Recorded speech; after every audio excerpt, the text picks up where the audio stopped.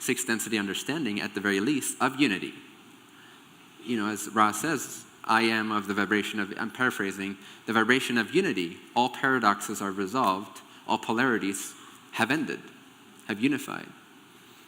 So as a separate creature, as a pawn playing on the good side, yay, disclosure, which I'm not saying that's a bad thing. That's what is needed relatively. But there's a difference between playing a game or believing that you are the character in the game, right? As soon as you believe you are the character in the game and you forget that you're actually there, you can turn off the television and have a chat with someone else. You are free beyond your own character. You just have a role to play here that doesn't make you physical, that doesn't make you limited, that doesn't make you human. You're not human. You're not human. You're not human, but you're also not alien. You're nothing. And in that, you can comprehend everything, and that's where love can flow from, and that's where an indestructibility can come from, and that's where all polarities can resolve themselves. And that's where violence and hatred will cease in your very presence.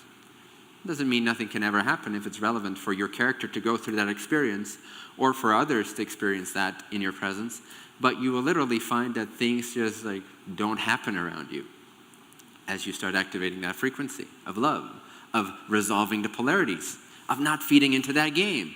So this is a tricky balance, because how do we fight for disclosure without fighting? How do we become Gandhis in this whole disclosure operation? I believe it is only possible through loosening up identification with the body, the mind, the person, the ego, the assumption of who you are. There's just no other way. Every piece of information you get is secondary to your nature, to who you are, to what you are.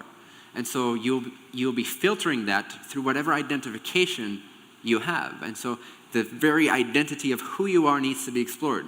Hence, again, thank you, Ramana Maharshi's proposition. And if you have never heard of this guy before, you've heard of him twice now, so pay attention, because you do believe in synchronicity. You may not believe in me, but you believe in synchronicity.